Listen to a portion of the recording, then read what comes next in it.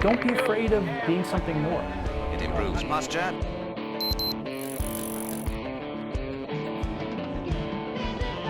You're searching to be more, you're searching to learn more, you're searching to do more. It's a call to action. It's a call for ownership. A means to really live, whatever that means to you. Welcome to the show. All right, guys, welcome to episode 3. Welcome. How's everyone? Happy to be here. Great. Good. Awesome. We're already Yeah. 3 weeks in. Third episode. Yeah. Number 3. Three's a Awesome. great number. It is a great number. We'll say the same thing for 4, though. Yeah. We might Four's- get to a four's number. my- We may not say that, though. 4 is my favorite number. Okay. James, what are you looking at right now, man? Well, I'm kind of going backwards here, but I'll pick up. I wanted to have an All-American award for this show. Yeah, and I'm probably too late to explain it in full detail as to why I wanted that, but people can read between the lines. Okay. And for the first week, because I have 3 weeks now to catch up to everyone. The first week, the award goes to Megan Sweet. I think a great candidate for the All-American Award. Has spent 10 years with us and now has a new child. Unbelievable story. So that, in my mind, for the episode "Living a Larger Life," is a great award recipient. Second week Do we goes do to something for her? Like, we'll have it on video. It'll be something? in the digital Okay. world that our team is so good at. Second week goes to Chad O. Jackson. You two may not know him. Carl and I do. We went to Uncle Tom 2. It's a movie that a lot of people will have to search really hard to find, unfortunately. But this gentleman really impressed me. He's a star in this movie. And his life is quite inspiring with regards to what we talk about in terms of freedom and living a larger life possible for good reason. Writer as well, James. Now a writer. I mean, he's he got a wrote- yeah, he plumber, wrote the and thing. that doesn't diminish what he can do for writing. Mhm. But third, I'm being biased here, but my daughters win the All-American Award. Over the past week, they've done some really special things. Hannah driving, and Chloe overcoming some knowledge gaps with regards to chemistry and stuff. So, but to be succinct on the other things, I climbed my first 511. For those of you who are rock climbers, I've climbed my first 511 this morning, actually. Over the past, I've read Phoenix and a book called The History of the Indians of the United States of America. It's been fascinating. I've got into some Paul Bragg information for the old physical purists who are listening. Read those old manuals on physical performance. And I reread Christopher Hitchens' book, God is Not Great, for the second time. Fascinating. I got a whole bunch of cassette tapes because I'm now driving a CRV, 2005 CRV, Honda CRV. And it only takes cassette tapes, so I had to order a whole bunch of cassette tapes. So I have things like Golden Earring and Billy Joel and Janet Jackson to listen to now while I drive. I'm also looking into what was just released, the Education Freedom Report Card, which will tie into our education episode. And Arizona came number 2 in the nation, and Idaho came number 3. And I'll just leave it at that because everyone knows what that means. I also dug into YouTube debates over the past week. One that I really landed on, which people could check out, that I found fascinating, was Chomsky and Bill Buckley. Noam Chomsky and Bill Buckley debates. Some deep intellectual power inside of that, make you think a lot. And lastly, I'm following Hadi Matar. That's the idiot that stabbed Salman Rushdie a couple of weeks ago. You know, I'm just looking to see exactly what we do with that situation. That does tie in Christopher Hitchens to this story, but also a whole bunch of things that we take for granted here in America in terms of freedom of speech and being able to say things. Anyways, this is a quote from him, the attacker, Salman. He is someone who attacked Islam, period. He attacked their beliefs and their belief systems. And so he felt the need to try to kill this person based upon that commentary. So that's what I'm checking into. Some good stuff there. Well, on that last piece, I don't know if I would say it's some good stuff. Some things No, that but are it's on my interesting radar. there. did have a question for you, James. Oh, the educational report card. Yep. Just in a few sentences. Can you give us Heritage.org is where you can go to that. Okay. Yep. And what is that based on? I'd have to bring it up.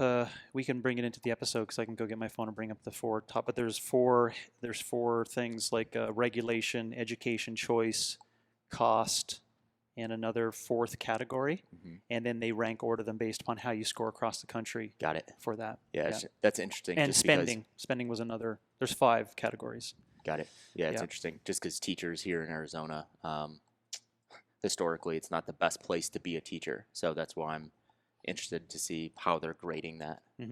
Just because they churn teachers out like crazy here in the public school system. So yeah, it's interesting. Well, that may be tied into success. Yeah.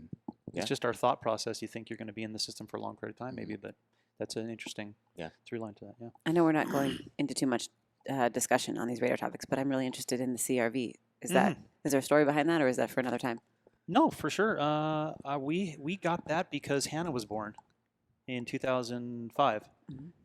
We had it in Calgary, and then we brought it down to Arizona, and it quickly said, "This is way too hot." It was like, the CRV was like, I can't do this. I don't know what you expect me to do. I can't do this. But so then we went to Idaho every summer, and we brought that vehicle up to be our Idaho vehicle. Now Hannah is driving my 3. So she owns the 3. It's hers. She's got eyelashes on the front and the bumblebee in the thing. And so that's hers now. But I have a gas powered ice thing, and so I need cassette tapes. It's funny when you say 2005 because I'm like, oh, it's not too old, and then you like 17, actually you think about how It's a while ago. how long ago 2005 was. 190,000 kilometers. Yeah, Well, you know, you can which get is not one a of lot those. for 2005. It's not. No. Yeah. You can get one of those cigarette lighter things that you plug in to convert the That's in cassette there. tape. Oh, I have an ashtray too in case I want to No, smoke. no, no. But you can get a thing. You plug because we used to drive an old car that only had a cassette tape. You can plug in a converter into the cigarette thing to plug into your phone to play music. It does plug into my phone, but I'm not connecting how it's going to play And then music. there's like a fake cassette that goes into the cassette player. Okay, there's a there's a separate- whole thing. Okay, there's a triad. I don't know if they still Got sell it. those. They may not even sell those Listen, anymore. Georgia, I you would should have much mentioned rather this. Bonnie Should have Tyler. mentioned this last week. I know. I'd much rather Bonnie Tyler Heartache and hear it play out over the cassette than to go the triad route. Too But, much. Yeah, it's too much. Yeah. Too Well, much. It also feels too modern. I think the CRV would be like, please, like seriously, like if you like, come on, dude. I mean, I got a cassette tape here. I got to make one. Everyone's getting in a piece about. You had so many reflections there, James. Mine would be you mentioned Hitchens and then the Salman Rushdie incident.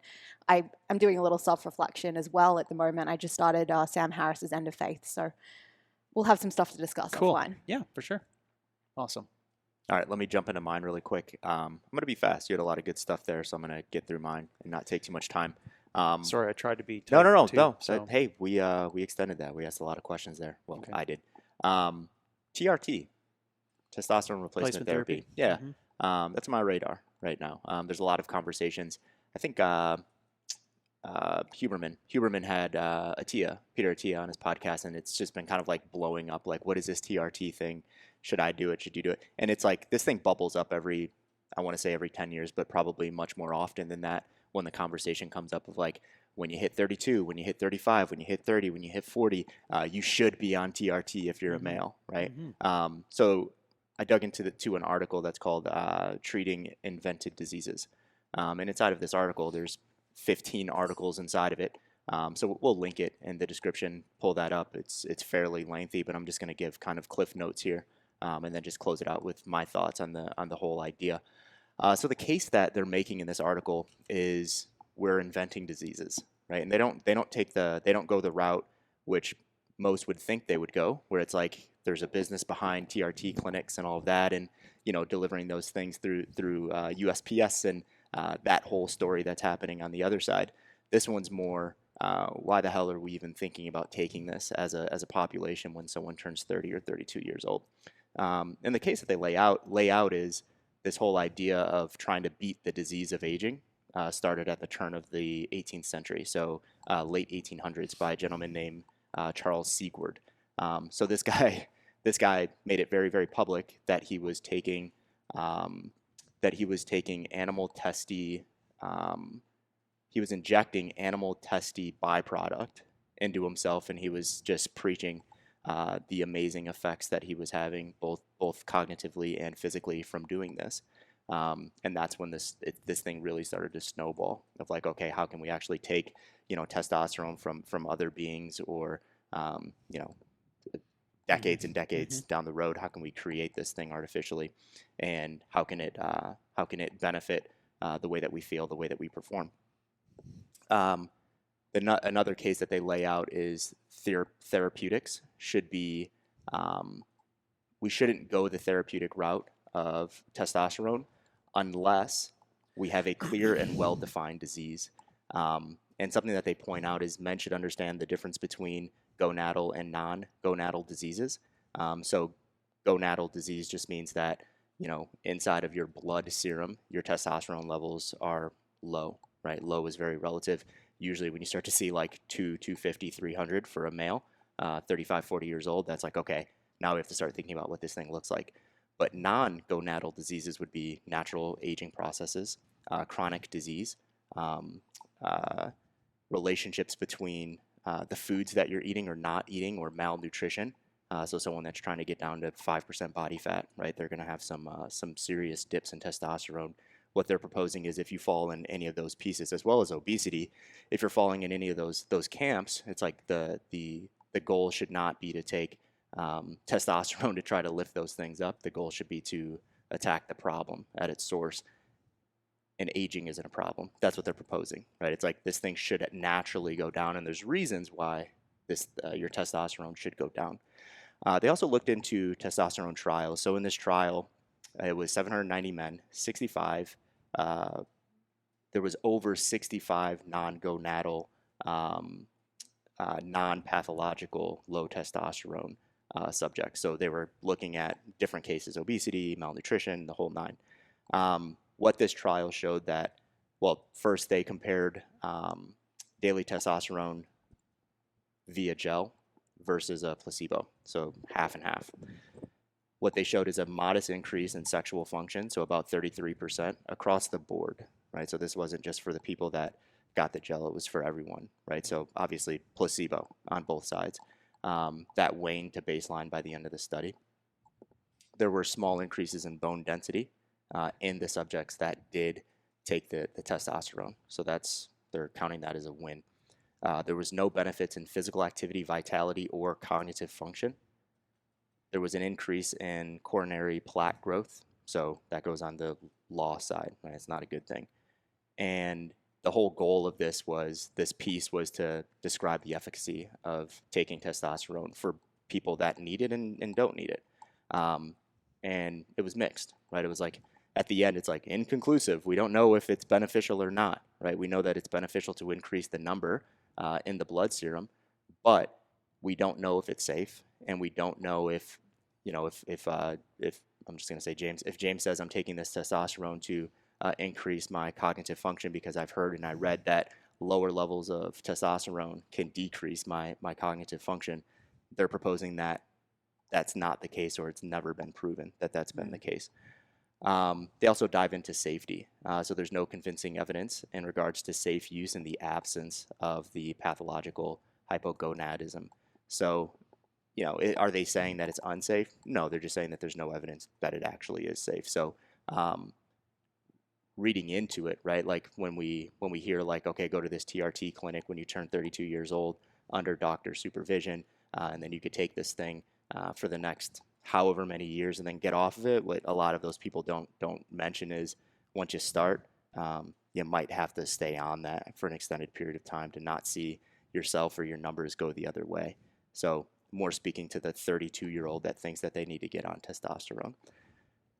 Their conclusion was prescribing testosterone for men without the quote-unquote disease, the lower levels of blood testosterone, is nothing more than wishful thinking in terms of long-term success and like beating aging, right? Because that was the whole concept. It's like, can we actually beat aging, the aging process? They're proposing no. They also say the RX should be limited to those with low T levels, obviously. So when they're looking at, do I want to go to 600 to 900 because I think it's going to make me feel better? They're saying that there's no evidence that that is the case, and the pros don't outweigh the cons there. And the consequences of cardiovascular, prostate health, and androgen dependency. So the idea of starting it and then you have to keep taking it. They're saying that those safety pieces remain to be seen, right? So it's going back to that wishful thinking piece. So I know I said it'd be quick. Sorry, that was a little lengthy. But reading through that, it didn't change my mind on anything, but it's just interesting to see both sides of the, not argument, but conversation, where you have one side that's like, you're stupid if you don't take this once you turn 35 years old. And I've heard that for the last 15 or 20 years before I turned 35 years old. And 15 years ago, 10 years ago, I was thinking like, oh, when I'm 35, I'm absolutely going to get on TRT, right? And then started doing a little bit of investigation over the last few years, and I'm like, maybe not. And I'm not proposing that no one should do that. There's a personal choice, but it stuck out to me just because we're hearing a lot of it. Super radar. I think that's going to tie into a hefty episode down the road, because then we can tie in female health, long-term female health, because they are in somewhat of the same lane. And I would argue, and I will stop at that. I will argue that there's probably more in the investigation for long-term female vitality with hormonal use, and I have to extend that out for reasons as to why. I just find it so interesting that it sounds like the exact same bait and switch that we talked about last week for the obesity route, right? We have exhausted all lifestyle options. So, and then people don't continue to take the steps to say, well, who is organizing this? Who benefits from this? And I'll just say it to be short, follow the money. It always goes back to medicine. Medicine and big pharma will end up making the money on a made-up disease and made-up thing, but no one is willing to have the conversation on what the fuck are you doing at 32 being hypogonadal? Mm-hmm. What's the issue, right? And no one wants to lift weights because that's this, it's like, seriously? No, but when we say that, we mean it and we believe in it, right? But imagine how exhausted we have to get to prove that point to people when it's just so easy on the other side, right? So that's the things I think about. I really appreciate you bringing that up for a future thing that we can dig on. I have lots to contribute to that. Cool. Just because I can't end it without saying this, because I feel like I say this almost every day with the things we eat and the experiences that we have, but like the idea, there is no such thing as a free lunch. So just looking at, taking TRT to like band-aid some things over here, it's like common sense has to tell us that there's going to be long-term, short-term, there's just going to be mid-term effects from doing anything, right? So, the idea that I'm just going to do this for an amount of time because I need to increase this number, it's like, to me, that goes down the conversation of like trying to hack our biology and trying to hack this process that we should all enjoy. That process of aging. The unknown long-term effects, in my opinion, is the wrong way to go, because it sounds like then you're getting into talk to people in conversation around, is Doritos better than broccoli? Mm-hmm. You're going to end up going down this laundry list. So I agree with you. Number one, I don't think it's the number one issue. I think there's a list of 60 things that people don't consider with regards to that. But I would agree with you, that's it. But I don't agree that should be the angle that says, oh, we shouldn't get into this because we don't know the long-term consequences. You're immediately going to get a barrage of literature that will go against that, like a barrage of literature. And so then what are you dealing with, right? Because Johnny's still going to look at the other literature because that's what the doctor is selling him, right? But Carl's like, well, Carl thinks we haven't looked into it being long-term consequences enough, right? And we agree with it, but then again, let's go back up and say, it doesn't even make sense. Like, what are you doing at 33 being hypogonadal? Yeah. Like, okay, if you don't understand what that means, your pecker, like, doesn't work, right? Like, Yeah, we know people have a hard time thinking about long-term consequences when there's some short-term, like instant gratification that can be had as well, right? Yeah, that's that's probably tied in the behaviors that's connected to it, right? Like I'll keep going on that point. That's probably like number 3 or 4, right? It's the behaviors that you get into with this newfound fountain of youth, right? like we the through lines with birth control, Mhm. right? It's like pheromones and sexual attraction and intimacy and stuff. What happens if medicine changes that up for you? That eventually has an end game. Who are you then at the end of that? Mm-hmm. Kandace, what are you looking at? I'm going to go a little bit lighter. So we talk a lot Why, it's lately. It's not deep. No, maybe mine is not as deep. No, Maybe. well, we'll see. Well, we'll see. We Just talk a don't lot want to about short end yourself before you even get started here. Okay? Well, you talk about UGC or something. I can't. The stuff last week. Last week, true. That was deep. Well, we talk a lot about language here, and we've been thinking a lot about defining vitality in a more clear way. And so wellness was triggered for me in the last couple of weeks, the last couple of months, as I grew up in the bodybuilding world and love the sport, love the discipline that it taught me personally. But there recently, like in 2017, there was a new division introduced to the bodybuilding category. I don't know how much you guys follow the sport, but originally you had fitness, figure, women's bodybuilding. Mm-hmm. That spectrum has gone, has evolved from, they added in a bikini division, which was a much less muscular, smaller frame. They added in women's physique, which was like in between figure and bodybuilding at some point. And now they have introduced this new division called wellness, which is just a very interesting word choice in the category. And the definition of the category as laid out by the governing body is an asymmetrical or a lack of symmetry in the physique, which is like opposite to most bodybuilding categories where you would be seeking symmetry across the board.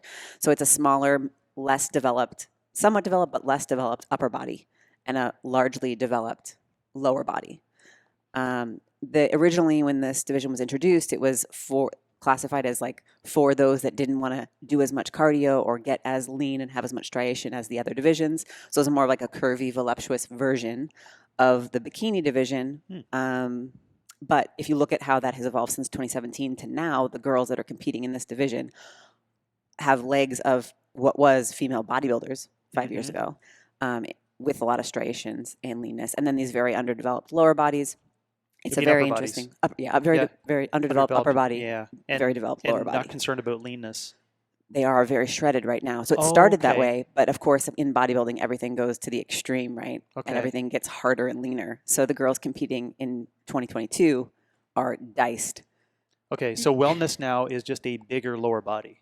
Bigger lower body. That's the differential. That's the differentiator in the category. Okay. But then that got me thinking about, so you're coming across this, you're searching for wellness content on Instagram, or you're just searching the term wellness. You're coming across this new class of bodybuilding, and you're like making these connections, or you're getting this message fed to you around mental health, right? So not even like really, if we think about how we would define wellness, which is much more along the lines of vitality or like this path to health, we would include physical fitness as a core part of that definition. But like the broader definitions, even if you go to like Urban Dictionary right now, it lacks any mention of physical fitness. It really only focuses on like the mental and emotional aspects of health. And then, I was looking in the App Store, just searching wellness in the App Store. You get prescription services, medication services, or like habit tracking services, or mental health and devotionals and things like that. So it was an interesting TRT groups. Yeah, right. Just I went down this rabbit hole of like, how are people absorbing what wellness means? And if they had no context and they just went to like Instagram or YouTube and they're being fed like this new division of bodybuilding as an entry point into fitness, and like, well, that's wellness. Yeah, each to their own. But Carl has some pictures on his screen right now, and this doesn't look like vitality to me. No.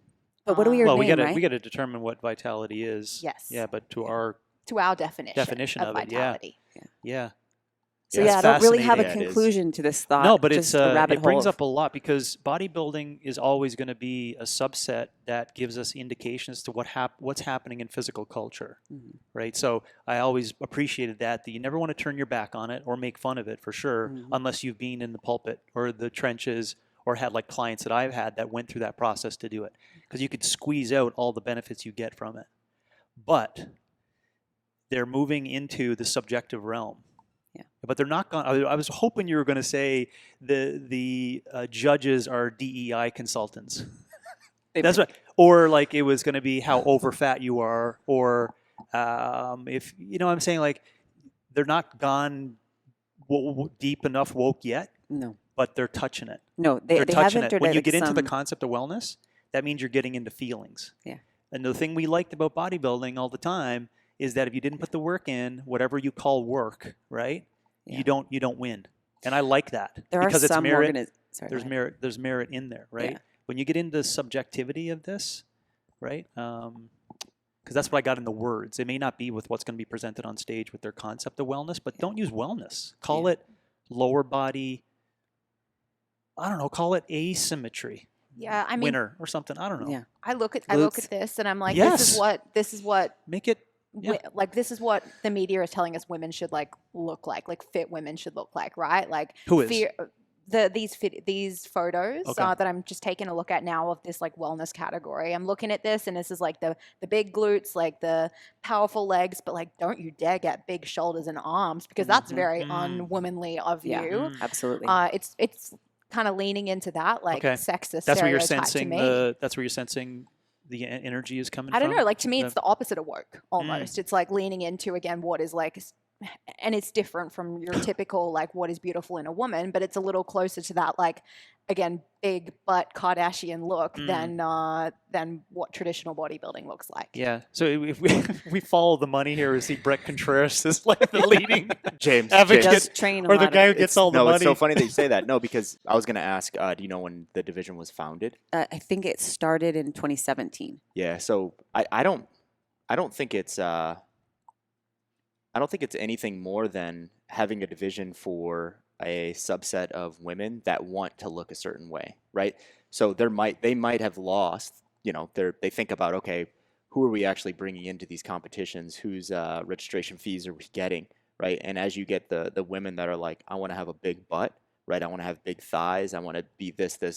Was there a division for those women? Not No. really, right? You'd have to go figure or bikini, and you'd skew one way or the other. And yeah, and I know I'm just repeating what everyone's already said, but Find they another look, sport. Yeah, they look the same. Find another right? sport. Like, Shame on bodybuilding Yeah, for it's- allowing this to happen inside. Why not have only men upper body right arm winners?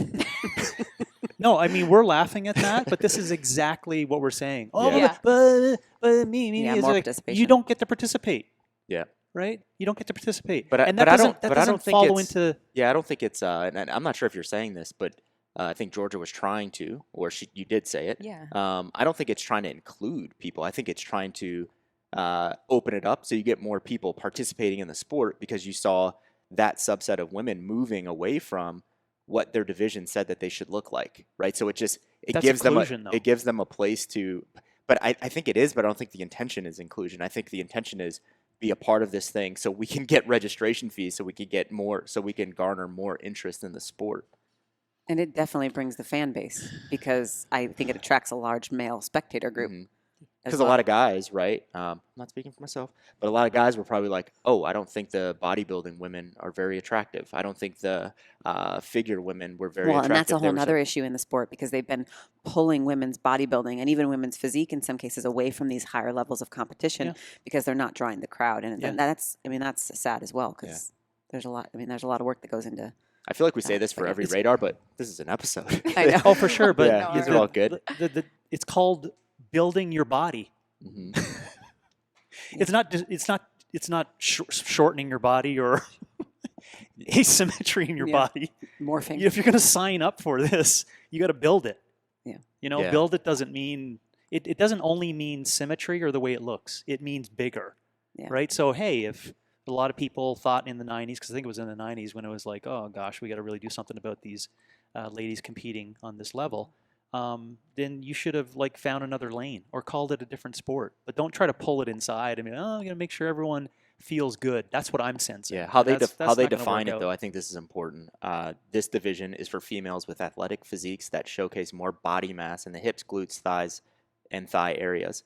The upper body is developed, but not to the same degree as the lower body. So I don't really see. I mean, I guess that would be the asymmetry asymmetry, yeah. piece, right? Is like Yeah. upper to lower. But it just sounds like a playing into what a lot of women on Instagram want to look That's like. what I was going to say. Stay on Instagram. Yeah. Or find another But sport. they need Yeah. trophies. Like, but I think, bodybuilding shouldn't be a part of it. That's Yeah. what I you say, think we all go over agree. here, find something, do it, call it that, and Mhm. allow everyone. But don't try to corrupt it inside with a language that is going to work everyone. We know that the gig is up, Yeah. right? Calling it wellness, putting it as an arm underneath here, creating all these apology things around what it's going to do for It's a people. strange word. Especially because people don't want to do. I'm going to throw up, if when I hear that, right? Yeah. What are you gonna say? I'm going to throw up. No, Because but I had mentioned that word She said that in some of the early interviews about the category, it was like, I don't have to do for those that cardio. don't want to be as cardio. conditioned, they I thought don't you were want to do saying the Cardi. aerobic work I thought you were saying required. Cardi B. I was like, what? Is she a part of this? I know. I could just see all the infighting of all these ladies. Who are like, I do lots of cardio. I don't know what that. Yeah, I was like, what? But yeah, Just it's in interesting. this, And the like- ones that are competing today, especially on like a national level or on the pro level, excuse me, are definitely very conditioned. So Yeah. what, Yeah, what yeah. started as something that was meant to be less conditioned is now extremely conditioned. But that's gosh, we can go on and on. Yeah. But that's weird to even say like come in less conditioned. Yeah. I know. That's the whole point of the thing, right? That's what I mentioned. There'll be infighting. They're like, I'm conditioned. Oh, I heard man. you on the interview say you don't have to do a lot of cardio. Yeah. To wrap it up, I think the weirdest thing with this whole thing is just what they call it. The Yeah. wellness division. Wellness. Yeah, I think Yes. that's where you Yes. started it, That's right? where I But started. that's super yeah, weird. Yeah. Deep. Why are we not calling this the booty division or something? That Yeah, seriously. Mhm. Yeah. doesn't make sense. Yeah. I think Like they should lean call into it and embrace call it asymmetry. Oh, yeah. Yeah. You They are might like a take letter Just because it A hurts. in that It- group. They might- Mm-hmm. Oh, that is You're true. the asymmetrical group. These people, head to toe, really got it. You said it. You wanted the asymmetry group. Did you see Candace's connection to the A though? Yeah. So the body type would Oh, be yeah, A. yeah, yeah. I love A's. asymmetry. Yeah. I got something for A's. All right, Georgia, what are you looking at? All right. So to wrap up with my radar piece, mine was a clip from a recent Bill Maher show that I watched last week, and it was entitled "Why Are Men in Crisis?" And he was chatting with Scott Galloway, who is a podcaster commentator. He talks a lot about the honestly like problem and danger that angry, broke, and ultimately lonely and isolated young men pose to society. So this was like a 5 or 6 minute clip, very short segment, but there was a lot of interesting stuff in it for me. He pulled out some interesting stats. So they started talking about education and the asymmetry that exists in education between men and women. To throw out some of those stats, 7 out of 10 high school valedictorians are women. For every 2 female grads, we're going to have 1 male university graduate over the next 5 years. That women with degrees don't marry men without degrees, and so the challenge that may pose for marriage and dating in the future for men. The fact that in America, 1 in 3 men under the age of 30 haven't had sex in the last year, which that is like pretty staggering to me. And why is that important, right? Like, why is sex important? It's the foundation of relationships. And why are relationships important? They're the foundation of society and a You make functioning babies, society. too. Yeah, and Yeah, that babies. part. And declining birth rate is another thing that they didn't discuss in this segment, but I know Galloway talks about a lot. One more factor that was thrown out was just the disaster that work from home has been for like younger men who really need guardrails in their life and need to go into an office environment and be socialized and be around people. So you got a lot of young men who are now working from home and don't have that exposure. So tons and tons and tons of loaded thoughts in this like 5 to 6 minute segment. Like there's the education, the mating dynamics. And then they pulled out, like time and time again, this like statistical reality that when we look at violent crimes, the majority of them are coming from young men. The one thing I was really interested in, not to just like throw that out there, but the one thing that really stood out for me was they started talking about online dating and the role that is playing in fueling some of the challenges, isolations, and loneliness factors that younger men are facing with the world of online dating apps that we now live in. And I'll throw this out there. I met my husband on Tinder. I'm a Tinder success story, so I do think that there is Thus far. Thus far. So I was gonna say TBD, but I thought that was Like inappropriate. a running tally. Because I'm winning. We're coming on 8 years of marriage, so I would at least pretty so good. far Yeah, call that's that a pretty good. success. That's He's pretty a pretty good guy. So I don't think dating apps are all bad, but undeniably, like phones are playing a role in the relationship issues we're seeing. So Tinder, there's a 2-to-1 male to female ratio that exists on the platform of Tinder. And there's huge mating inequality where essentially like 10% of men are competing with are getting attention from 90% of the women. The bottom 80% of men on Tinder are competing for the attention of the bottom 22% of women. Does that make sense? So like based on like likes and attention, bottom 80% of men compared to the bottom 22% of men. So that's again uneven dating pool. dating in real life is uneven as well. I think we know that. I was going to Dating- say, that sounds like a representation of real life just happening with less people and inside of an app. Yeah, there's just like more factors that can be mediated in real life. It's not just a photo. It's not just a swipe. There is more that happens. There's like literally the pheromones that exist in real life that can mediate some of those differences. So I just think it magnifies what's going on there. There's also the lack of requirement to actually strike up conversations in a real way that wouldn't get you slapped in the face or a drink thrown in your face. So I think that that plays into ultimately what is really unhealthy and like just poor behavior that is ultimately disproportionately targeted at women and disproportionately coming from heterosexual young men on these platforms. Like when you look at the stats, there has been this like accepting and almost normalizing of like lewd pictures, pickup lines, like dick pics being like your first point of interaction with someone. And when you look at what the numbers are, women compared to men, women are a lot more subject to that happening to them and a lot more disillusioned with that behavior. Whereas men feel like they don't get enough attention on those platforms. And some interesting stats that have been researched there. I'm interested to see how this is going to affect dating in the long run. And then also like someone who's come up in conversation so much over the last month or so is Andrew Tate and figures like that and how toxic and influential they can be on this impressionable, young, lonely, isolated man that we're talking about who may be sitting, tuning into a figure like this. A lot to come out of that, but I think we got some issues that we're going to need to I don't know contend that with. person, Andrew. Andrew Tate. So Yep. he was, like, to put it out there, he is a highly misogynistic, popular individual who gained a huge following. I think he's been booted off like most of the social media platforms right now, but saying really, really awful like sexist slurs about women, garnered a lot of attention and love from that population though. Okay. To just play off of the real world scenario, I was out watching the fights on Saturday night at a local like lounge bar type place, and I was with my partner and another couple, and surrounding us was just large tables of men, like groups of men, younger men. But I was like, this is so odd. Like, where are all the girls?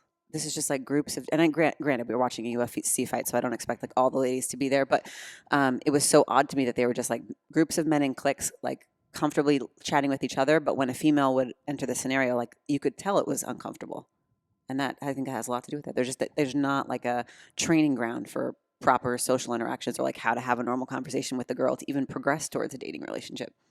Perhaps anymore. Yeah. Yeah, Wish lots in that. Yeah, interesting point on the Tate thing. I think the male that you're describing is a male that's not listening or following what Andrew Tate is saying, because that guy's like, he's always pushed like this whole like, we need to be more masculine, we need to do this, we need to do that, and he's even admitted in interviews like, yeah, I probably shouldn't say things that way because I don't have 300 people listening to me. I have 3 million people listening to me. But it's like the avatar that you laid out is the person that's sitting at home that doesn't have relationships, that doesn't take care of themselves physically, that doesn't have any masculinity. So I actually think the person that you're describing, that like male, that's like at the bottom X amount of percent, I forgot the percentage that you laid out, but I feel like that person could probably get something from someone like Andrew Tate, said in a different way. That stood out to me.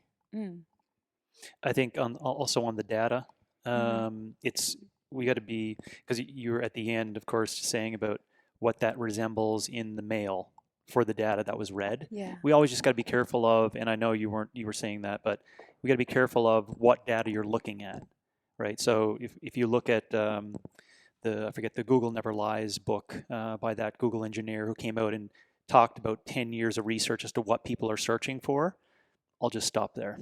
So you can't go on either side of the thing to say, because the Google search, without people knowing, gives you truest insights as to what people are looking for and what they want. And so you may come out on, like I did, on both sides of the fence of understanding why each sex feels what they feel and why they're looking for what they're looking for. But I think something you pulled in there, we're gonna move to another episode on mating and relationships and intimacy and because it is a part of our live a larger life concept of developing great relationships with people, communicating on a level that we all want for everyone to do, and we hope that people get to find whatever that true love is. If it's for another person, that's fantastic. I just had a conversation for an hour with someone we all know yesterday. If you know who was here, I don't want to name names, but we talked about online dating it was a female, so it was there's another side to that too, as to if you've been, especially in 2022, if you were 30 years of age in 2022, you have been raised pre-digital, right? So your formative years are focused on developing relationships, are visceral, and they're based upon being in person with someone. So now you have, which is great, right, this opportunity to meet people in a digital space. But I don't think that a lot of people have the competency to be able to work their way through that, being 30 at 2022 on a dating app and trying to work that around. So lots of thank you for bringing that up. I also listened to Scott and Kara Swisher. I don't always agree with what they have to say, but Scott does have some things that people need to listen to for sure. Yeah. Thanks for bringing it up. Of course. Great. That was Lots a of thinking in packed that radar. one. A lot. Ooh, cool. Want to learn more about the Live a Larger Life show?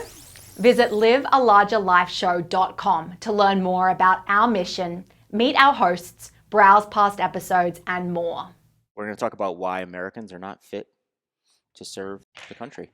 Fit enough. Yeah, fit enough, right? Yeah, Or fit are enough. But yeah, I think we'll get into it in a second. But it's not only physicality that we're seeing, right? So let me kind of roll through some preface pieces, and then we'll get into the topic. So according to the Pentagon, 76% of adults ages 17 to 24 are ineligible for military service due to obesity, medical issues, or criminal charges. Okay. There was a quote that stuck out to me. This was from Lieutenant General Xavier Brunson. He's a brigadier general in Washington State. So what he said. What are the medical understanding over fat or criminal? But I'm not getting the middle one. Which piece? You said medical. Medical issues. Medical issues. What would So that yeah, if you cover? have a condition, right? So if you have epilepsy or something like that, diabetes, you can't serve if you have medical issues. Okay. Yeah. So if kind of to take it back or to take it forward, if you're ineligible to deploy, you're ineligible to be in service. So if something would deem you ineligible to go overseas and fight, Yeah. you can't come in. Yeah. I just I'm just stuck on which I always get stuck on. What is medicalized? What's the medical? There's a things? there's a laundry list, but those are a few. Okay. Right? Cool. Okay, so this Lieutenant General Xavier Brunson said some of the challenges we have are obesity. We have pre-existing medical conditions. We have behavioral health problems. We have criminality, people with felonies, and have a drug use issue. That was his quote. And then he continues and says, "This is not an Army problem. This is an American problem." So that's kind of what we're going to dig into today. The idea on why we think Americans are unfit. And when we say Americans, we're talking about the 76%. And they didn't actually break down what percentage of those Americans was it obesity, medical issues versus criminality versus having tattoos on your face versus having felonies and all that stuff. Or education. Yeah, but a big piece was the physicality piece. And then I just wanted to hit really quick, what is the Army doing about it? Can I ask a question? Yeah, go Just ahead. on your piece, the drug use that he quotes in there. So obviously, marijuana has been legalized in a lot of states. Does regular marijuana use disqualify someone from service? Yeah, so marijuana is still illegal federally. Yeah. Yeah, so if it's illegal federally, you can't serve.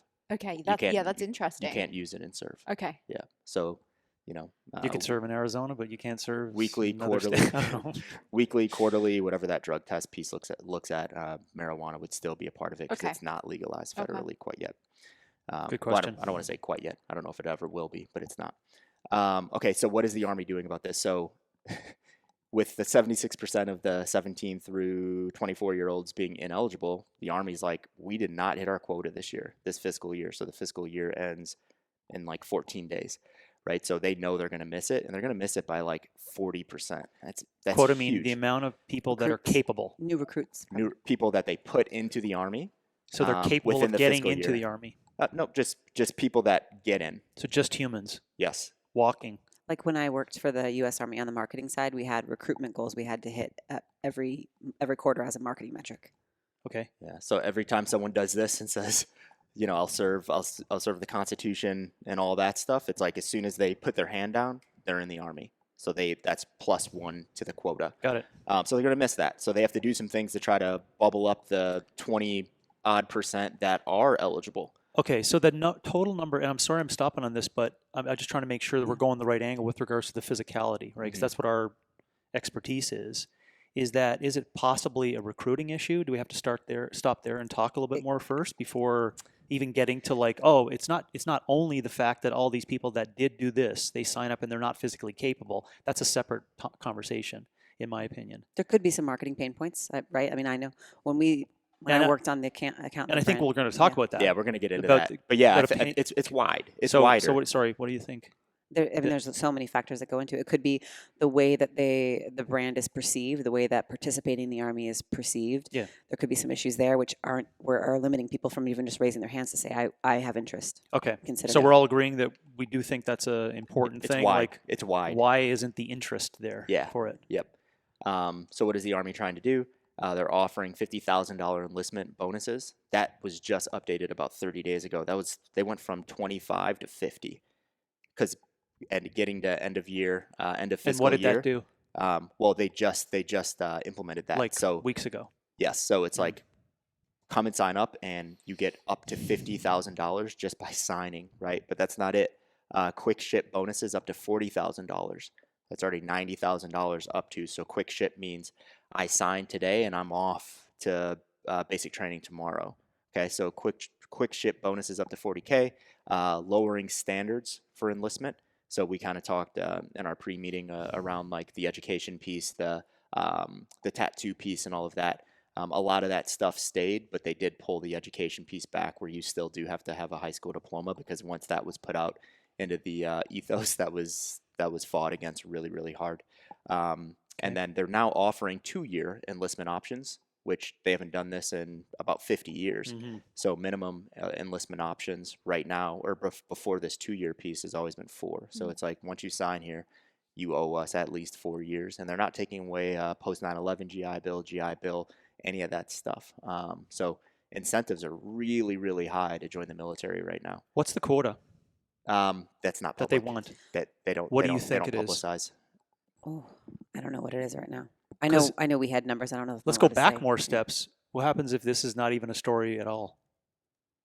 What do you mean by that? Well, I mean, if they're not going to tell us what the quota is or what they're looking for in numbers, is disclosing that quota like, internal shit that no one in the world needs to know? Yeah, so they're saying that the Army specifically, we're going to talk about the Army today. For sure. Um, I'm just trying to understand why the quota is not publicly so right available. here it says the Army recruited about 52% of its goal for the fiscal year 2022. Will likely wind up as short as 15,000 recruits. So maybe 30,000. Yeah. So Okay. you can reverse engineer and do some Okay, math there. good. But Thank yeah. you. 30,000. Okay, just give me a number to kind of think about. Cool. So let's So we're trying to find in the conversation 30,000 willing, strong characters, Possibly really, more. with could do pull-ups and run.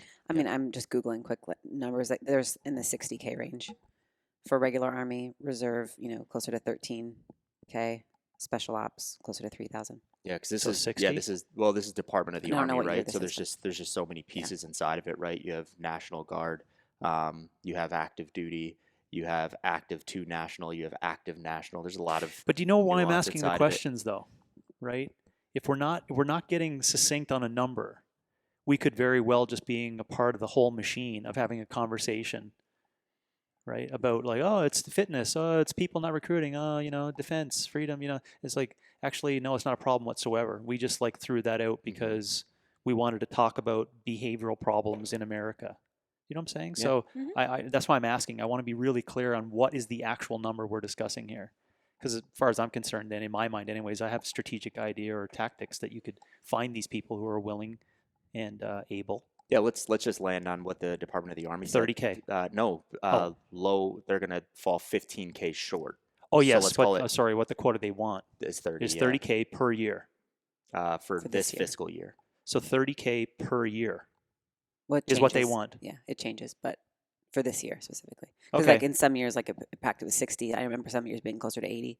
Just probably depends on where they're at Yeah, with retention. and 2007, 2008. where that people are was at with their service. 100,000, right? Oh, got it. Yeah, it With depends regards on to people what is currently in needed. service. Yeah, what is okay. what is needed Okay. as well, right? Yeah, for sure. I came across a quote when we were just doing some initial discussion around this, and there was I don't even know who was quoted, but it stuck out to me. Do we lower the standards to meet end strength, or do we lower end strength to maintain quality professional force? Like that's the debate that they are probably having internally right now. Yeah. Yeah. Well, we'll get there because we're going to talk about standards. And, Do we lower the what standards? are they now? Go ahead, James. Say that Still again. wrapping his head around Yeah. this Do one. we lower standards to meet end strength, or do we lower end strength to maintain a quality professional force? Idea there. In that my a mind, quality, you can't have quality force if strength is lowered. Yeah, I I think think their end idea strength is meaning like size. number. Yeah. Oh, Yeah, looking at numbers there. Like, do we want a very large army that is not as qualified, or do we want a smaller army that's powerful and qualified? good question. I don't have the answer to that. Yeah. Let's talk about. Gosh, we went a few different directions, but let's talk about. How come we don't have? What are the standards? How let's- come we well, don't have let's- 100,000 Do every you year? guys want to jump right into the standard piece, or do you want Yeah. to talk about some philosophical pieces around like why do we have to fight wars? What do we think good characteristics of a soldier would be? Speaking of just the Army generally, because and we're going to stick to the Army because they publish the most amount of data, like they're most forthcoming with their data, and they're the ones that are hurting right now, and they're wide. It's the biggest force, right? Yeah. So, what do you guys think? Do you guys want I to go? think that's helpful context. Yeah. Okay. Agreed. So, when I wrote, So why are we here? Why are we talking about yeah, this? I don't know. You know, like to hit reset when we think about why war, why do we do this thing? Why do we need to do this thing? I think we have to go back even further, and we have to think about human nature and what is the nature of a human being. We're very territorial, right? We're usually fairly absolute in our beliefs, right? Humans, this might be a little controversial, but humans aren't inherently good people. Mhm. I don't know if you guys would agree or disagree with that. Disagree, we're not- we're not- we're I not- know what you're getting at there with regards to where it comes from, and Yeah. for sure. Yeah. Let's just say there's always argument in there as Yeah. to the noble savage versus the enlightened individual. Yeah. I just don't think we're born great individuals without any other circumstances outside of us. And physical fitness and wit. Wit would be tactics, right? Those are a part of this whole thing called war, right? If we were to go back, to prehistoric times. Yeah, just physicality. And we is- think about, a group of individuals having to defeat another group of individuals. Physicality was much more important back then than it is right now. Mhm. And, Ukraine trying to defeat Russia or vice versa. So that's kind of the starting point, right? Where was the physicality? And then as we started to develop new technologies, and when I say new technologies, I'm not talking about like heat-seeking missiles. I'm talking about bows and arrows and being able to throw this rock at you and things like that. Now we had to use our wits, right? And now we had to have tactics. So instead of like this group versus that group, let's run at each other and see what happens. Now it's like this group versus that group, and this group saying like, do we get high ground? How do we approach them? Do we reach them from here, from there, right? So physicality and wit are just like a part of war from the very beginning, and it's still a part of war today. I know we can go back and forth on how much. I think only a few good people. Have the wit. If we're going to create measurements of what wit is, but I think there's across the board a lot. Actually, I don't think a lot of the people who have all the wit are most physical. But anyways, I think it could be separated that. You need across the board the whole time. I think physicality is across the board the whole time. I think an interesting conversation, not to put it into that, is what is in 100 years, what does physicality look like when you have video game superstars being your soldier, right? I mean, I think that's a comprehension that we want to discuss that would kind of end the argument on like physicality versus wit. I think wit is going to be like far exceeding exactly what does war mean, et cetera. But So I think it'd be more physicality as opposed to wit. But I do think you do need to have witty individuals for tactics and strategies and to do the George Washington moves. You know what I'm saying? Yeah, just to kind of But across the soldier, across the board, like I forget the Anatima or whatever, the Carnage, Anatima, whatever, I forget the place years ago, 1882. Anyways, Carnage. Those guys weren't the smartest, but if they were brave and courageous and fought for something bigger, if I'm making sense, there's a lot of physicality in that. But yeah. To reiterate, I think that the character of how we fight war, it's going to evolve. It has evolved. But the reasons we fight war, right? The nature of war, if we're to adopt like a realist worldview, states are always in this constant struggle. Our natural state is one of war. It's rare that we're in peace. So we can't take peace for granted. We have to assume there's always going to be conflict because we're always fighting to survive. And if we accept the idea that we live in a zero-sum game world where if you take, I lose, versus like there's just endless resources to go around, we have to acknowledge the fact that like war is going to be a reality that we live with forever, and we have to be prepared to fight that. Yeah, I think we maybe just to add, I don't know if we should continue to use the language war. I think we should just because I think you'll then get everyone on the other side of the equation who thinks that war is despicable, and you'll bring them into the conversation if you say, do you agree though that there's different forms of groups of individuals around the world within nations that consider the others others? Do you see how that at least? No, I'm not saying conflict. You're just an other. So it's the other that creates defense, that creates a different culture, that creates a concept of what you consider beliefs inside your system, etc. So you see, if you mention war, that's like the downstream effect, and now all of a sudden you're talking about Vietnam, and it's like, gosh, you know what I'm saying? So maybe it's a conflict of opinions, maybe, or conflict of beliefs, or conflicts of like how you should live your life, etc. Which would you say that? It's probably a place where everyone can meet then, as opposed to the war concept. I'm just trying to use a word that's the same thing you were trying to get at there, but I think war just jumps everyone to this like, guns, gosh, Yeah, Carl used the word territorial, and maybe that's more appropriate, right? Yeah. I mean, of course we have. I don't want to spend too much time on this one, but of course we have. Well, it's important. We have conflict or why is there war, conflict? Or we have others that are right next to us sometimes, right?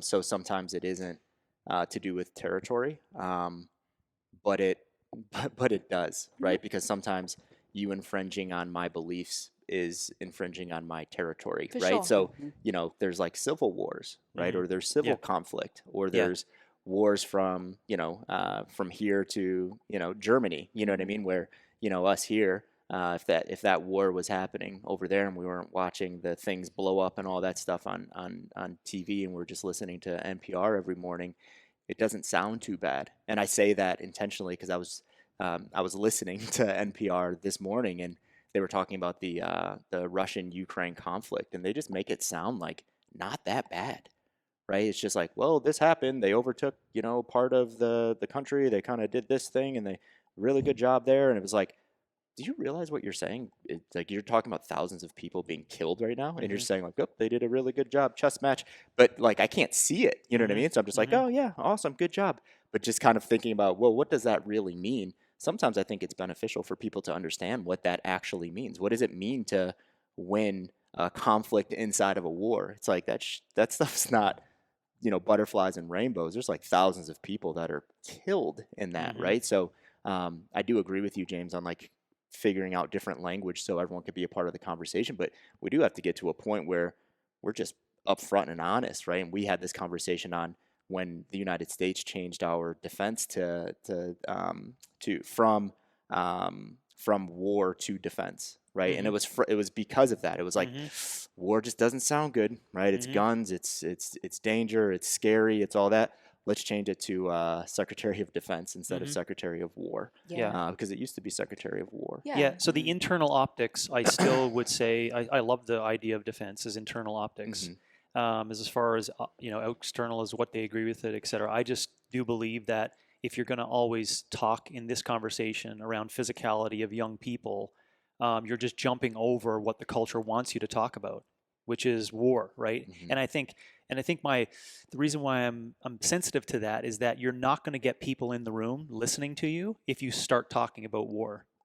You're not. You're just going to end up being a hawk for, why we go in different areas around the world. But let's back up and just say, listen, we have our beliefs, right?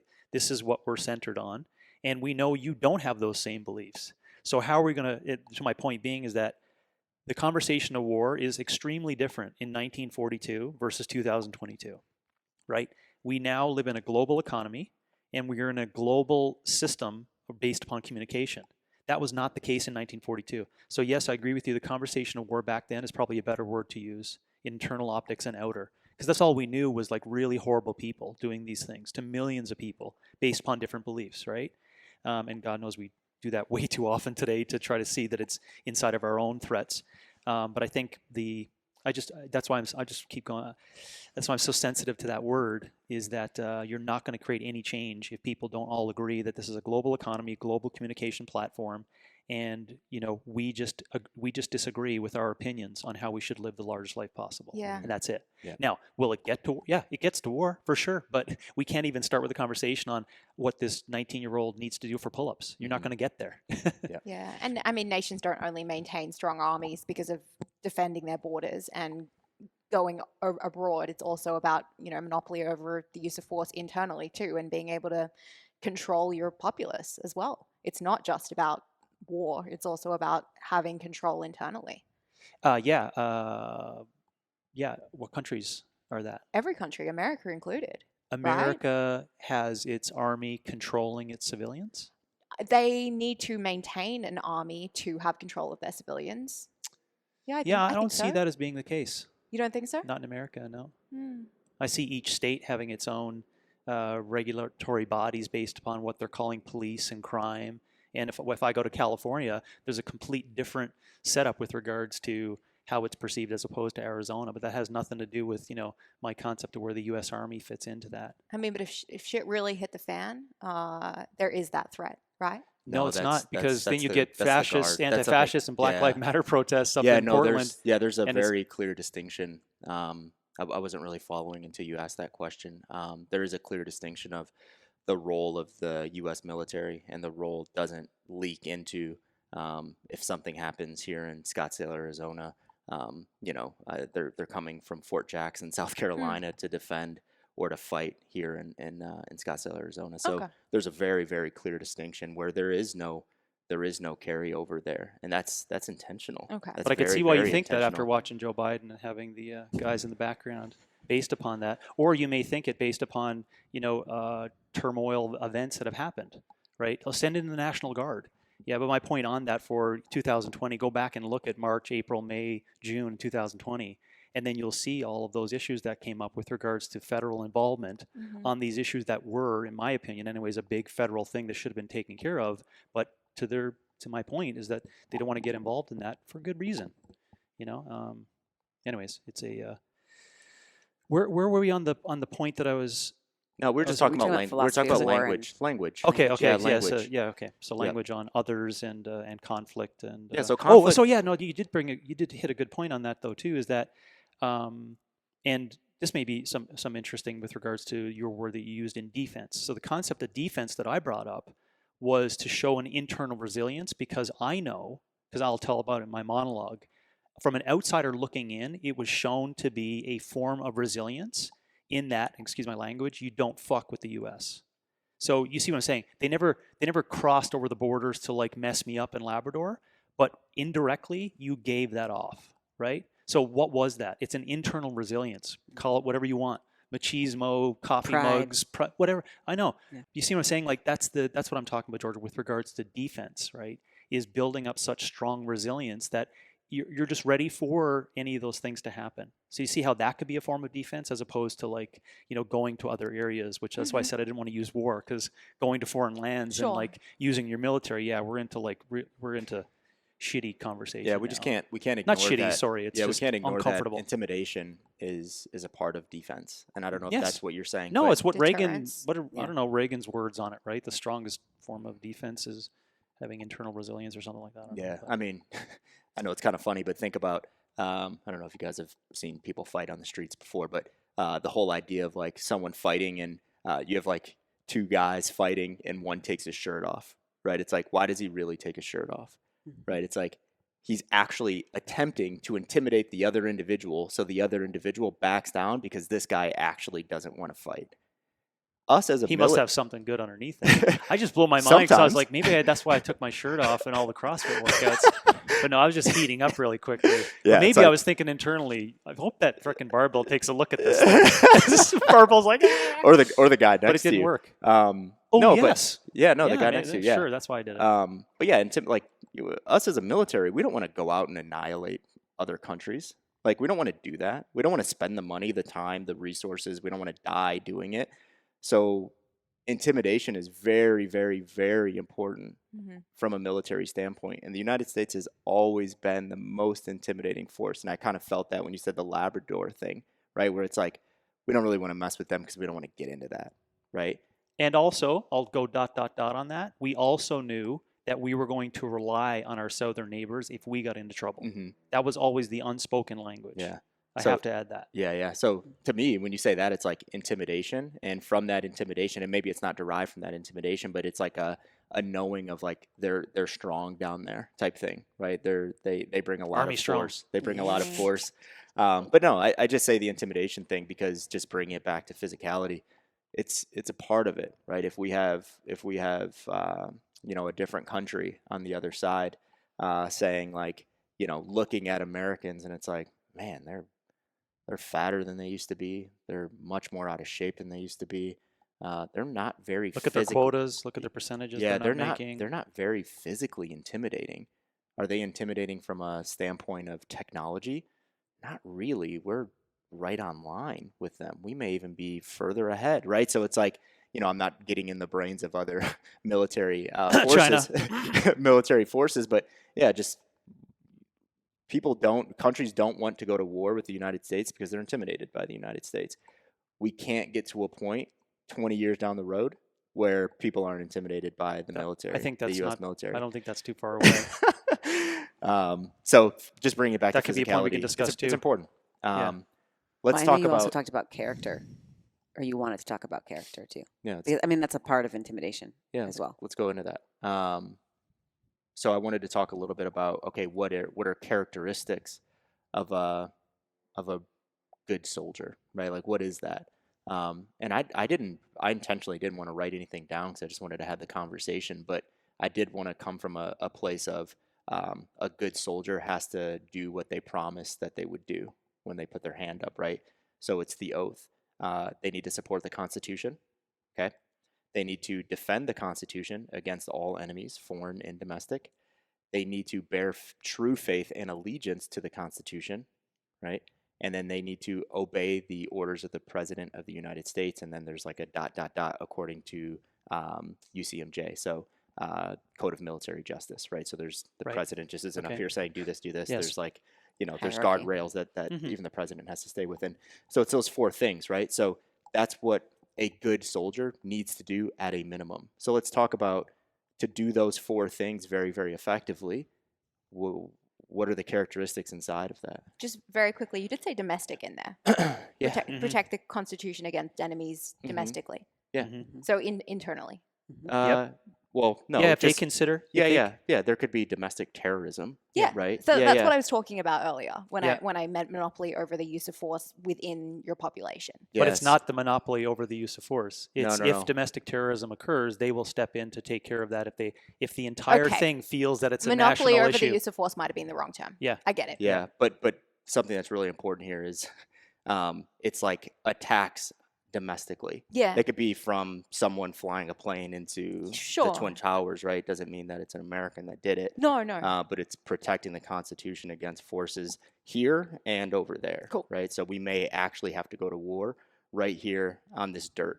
It's not always us, getting in a C-130 and flying over to Afghanistan. Yeah.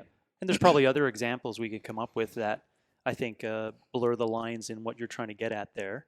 But I think that it would still be the majority of people would welcome that notion because of what's happening. Now, 9/11 is like a is like a no-brainer. Mhm. But there are some lower intensity pieces where everyone on board will agree that the feds being involved at a national defense level is probably beneficial Okay. as like a team player. Mhm. But under law, it will still be considered a domestic threat. Yeah. That's why I want to pick on that one, because it's a current conversation talking point today, and I think it's just see what you talked about in using language, ironically, for your radar. The language of it needs to be really well discussed. Yeah. Yeah. Cool. Because Sorry to just one derail person us. No, saying you're good. something that disappoints a bunch of people is not a domestic threat. That's what we need to get clear on. Yeah, I mean it's important to understand that we are one republic, right? So it's not this isn't Civil War times where we're like, it's the Confederates, and you know what I mean. It's Yeah. just like we're one Yeah. republic now, so it's a lot different than I don't want to say the last Civil War, as if we're going into another Civil War, but when that Civil War happened, we were just a much different country. We weren't set up the way that we are right Yeah. now. Yeah, Bridget Fatesi said we're too fat to have a civil war. Such a small, simple statement, but Yeah. a lot of power in that. Yeah. Anyways, that's a whole On those four previous things, episode. on those four things, what are the characteristics you guys think, or what comes to mind when I say those four things? Like what needs to sit inside of the characteristics of every good soldier? I think first of all, it's I don't find it too difficult. That's the first thing I think about. I was like, oh, it's not too difficult to find a lot of people that would. So I think there's something more besides that. Mm-hmm. And I think we could get into the weeds forever on determining what we think is a great character for someone who's going to step up to that. But I think maybe there should be something like underneath that is subset conversations on their beliefs in maybe defense or the concept of war, American history, American military history. Like so you can squeak out. There's other things inside that could bubble up. A lot of individuals going this route, or maybe just some going in a different route, Yeah. right? But at least at that base support, beyond those four, there's like a well-agreed understanding that we're all in this for this. Especially on my last point I made on we're in a global thing with economy and communication being global. And I'll speak about it in my monologue. You used to be able to whisper about some of the things that young people were coerced into with regards to belief, and there was others that were like, but today you can't do that. So I think it's beyond those 4 points that you need to go a little deeper with trying to figure out what that character is that's going to be inside of that person. Yeah. I think it's in the form of education. That would be one word that I'd land on. Awesome. Yeah. Anything come to mind for you guys? In terms of characteristics. Yeah, just characteristics to follow through on the oath that a soldier would take. Georgia thinks just- number 5 is that people should be able to choke another out. I think Within that's a important. minute. Yeah. It is a part of it. You have to go through I can do that. combatives. That's a form of physicality. Yeah. Right? They have to go So- through combatives. Yeah, so you're check marked. I'm yeah. good. Yeah. I think just integrity and like honor, integrity, back and forth. Because like to be able to do those 4 things when your life is on the line, when the lives of those that you love are on the line, it's easy to say that, not always easy to do it. And yeah, that would be. Yeah. I'm sure that's considered in those 4 things, but Yeah, it is. Those Yeah, are this- those are the Army values, right? Integrity Yeah. is Honesty, integrity. Yeah. In other words, a love for one's country. mhm. But I How do, I would. but the 18-year-olds don't even know love. That's the point I want to make on trying to come up with these characteristics, Mhm. right? These are brains that are not even fully developed.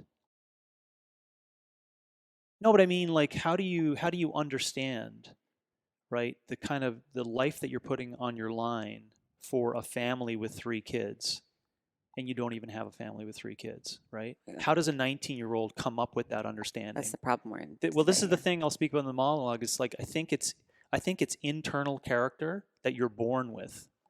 That there's something in there, and I think we should continue this conversation out because we'll get to some words. Maybe it's a genetic code down the road we see is like, holy crap, all those military guys had the integrity gene or something, or honor gene.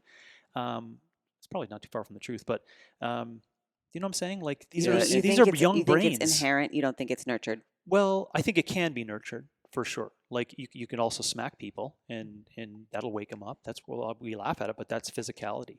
Physical sacrifice and struggle smacks people into reality a lot.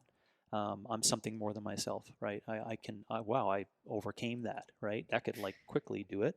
And we've seen people transform right in front of us with a conversation too. So there can be in conversation, you can change that. But anyways, I just want to hit on the point that let's not forget, these are brains that are not fully developed, right? and we're expecting them to understand these real big things I'm at sure a every starting of the generation. peak period of their life in our conversation on physical potential. You know what I'm saying? So And indoctrination is a real thing, though. We have to, Yeah. I think we have to agree on that, right? Like, you know, you don't have to have those when you sign on the dotted line and take the oath. That's what training is for. Mhm. You are being indoctrinated. You Yeah. are being trained. You are being quote unquote brainwashed. And I don't mean that in a negative way, No. right? But you're being indoctrinated to hold on to those, like understand those beliefs, understand what it is that you will eventually fight for, because when you're in it, you're spinning in circles when you're in training and you're like, what am I doing? I'm not like, this isn't even real, Mhm. right? But those organizations try to make it as real as possible. And there's little things, right, when you're inside of it. And maybe I can share some of those little things because you guys haven't been inside of it, but there's very little things that you have to learn when you're inside of it, right? One is you carry your weapon around absolutely everywhere. Absolutely everywhere. You never put it down. If you take that thing off safety for any reason, if it's an accident, even if there's no rounds, there's never any rounds in it during training, right? But you're being trained, you're being brainwashed, you're being indoctrinated to understand this thing is a part of you, right? This is an extension of you, and you need to use it very, very safely. There's rules. You don't point that thing at anyone. When you point it at someone, you're doing it for a reason, right? So if you're joking around and you do this, you're going to be really, really sorry for that for about 7 days, right? There's things that there's consequences to those things, right? So there's indoctrination that occurs through training. So I don't think that when people say the oath, they have to have all of those things yet. Those are those organizations' jobs to indoctrinate you into that organization. Mhm. And it's like, I think what we're talking about is what are characteristics going into that someone has to have. Yeah. And I think a really important character, I think it's one. It's you are able to follow through on your word, right? Because when you take the oath, right? Because it doesn't come to you as a surprise. You're spoken to about it. You have to understand it. You're educated on what that oath means. Then you're educated somewhat of, you know, how are you going to carry this thing out and what does it mean to move forward with this once you sign and once they ship you off, right? So when you do that and you agree, like, yes, I'm going to do these things, you're only agreeing to follow directions. That's it, right? So there's physical standards and all that stuff that we'll get into, but follow directions, right? Mhm. A great soldier is one that can follow directions. Mhm. That's it, right? Well, I don't want to say that's it. I don't want to No. minimize that. Yeah, but for sure. that's Well, you that's did. the You most just used important piece. indoctrination. Mhm. So for the young mind, we would just call it being taught or learning, Yeah, right? Increasing competency in how to be whatever but whatever they want you to be. Yeah, I think it's more than learning. I think it's putting a belief in someone's head. I think that's different than just giving them the knowledge. I think it's like, I'm going to teach you this and you will believe it. Like, I think that's a little bit different than teaching or learning. That's why It's I just wanted semantics, yeah, because that's that's why what I learning wanted means. That's yeah, the definition of learning. yeah. But that's why I wanted to use the word indoctrination. It's because it's like, I don't only just like know this thing right now. I Mhm. truly believe it, and I'm going to live by it now. Mhm. You know, and that's it was just a more powerful word in my opinion than you're taught to do these Mhm. things. Okay. So yeah, you know, intentionally I wanted to minimize that, but I think that's it. You have follow through. Yeah. You're gonna do what you said that you were going to do, and then it's that organization's job to train you up and teach you up, and it's their job to make you a great soldier. It's not on you coming in, right? It's on you to follow through on what they're teaching you and all of that, but it's on them, right? It's on the Army. Would you pair that though equally with love for country? Because you are ultimately is coming back to what you're protecting. Yeah. So It's probably in the words. yeah, of the Constitution. yeah, follow through, right? Like when you say yes to those pieces, it's like, to James's point, you know, an 18-year-old might not really love their country, but they might learn to love their country, you know, and they might not learn to love it until something happens bad, you know, 5 years down the road after they took that oath and they have an opportunity to sit back and reflect on, Yeah. like, man, I went, Okay. I fought for these things and I All right. saw So, this and so here's the crux, because there's no reason to do it, Mhm. and you got a lot of people that are unwilling to have belief in Mhm. that. That's where we are at the crux, and we may then see a cohort of all those people are not physically fit enough. It's a whole separate conversation. But it was like what we talked about on our Zoom call prior to this. It was hard to not find people who are willing to take that stand after September 11th, 2001. Mhm. See my point? So there's outside influences that I would agree that quickly get people up the belief ladder. You know what I'm saying? Yeah. So, and I do still agree that people can be taught and people can Yeah. get that, but I think it's going to end up short, which is what's coming up with the numbers. If you don't have something deeper inside beside a current war that we all need to get on board with.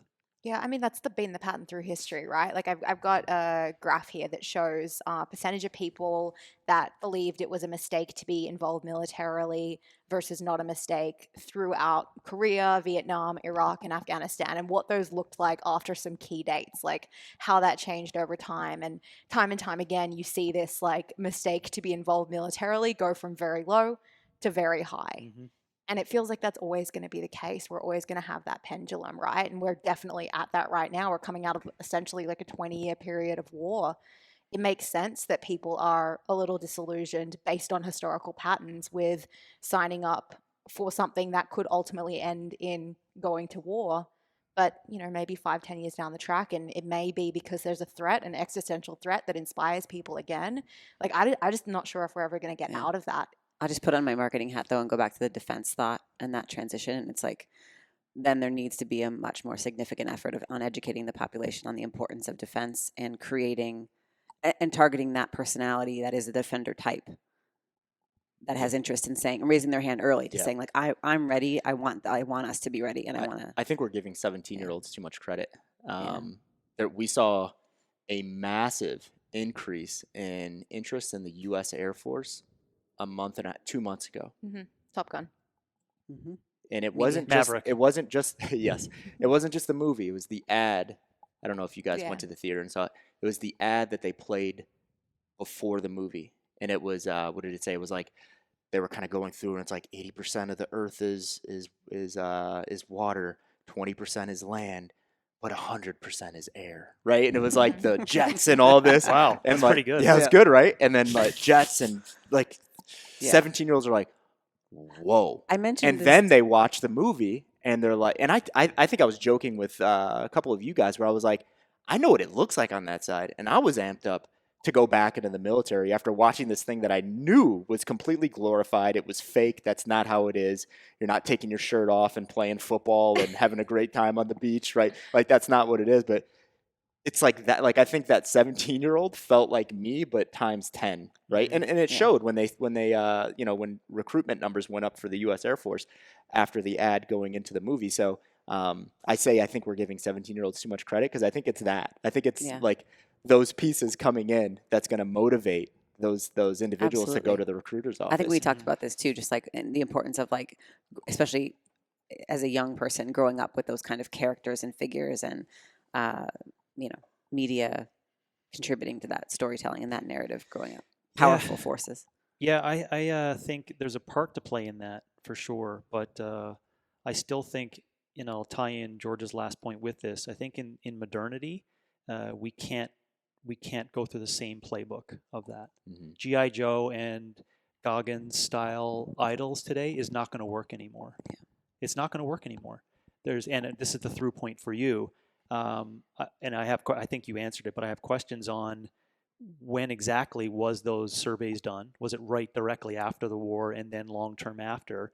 But just want to think of how we communicate and get information today, right? Like, do you think that the Gulag would happen into today's day and age as to what happened in Russia?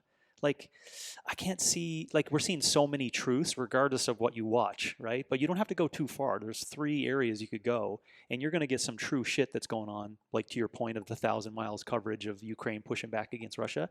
My point is that I think, because you used the word disillusioned, illusion today is an entire different perception based upon the media that we have in front of us to see information. So I just think that let's just say a war happened. Okay, we'll take Ukraine and Russia, right? Take your same study, right after, and then 20 years later, I think it's going to be a lot more similar with regards to true perceptions as to how people perceive that. And another thing you can add inside of it, who are they asking the survey?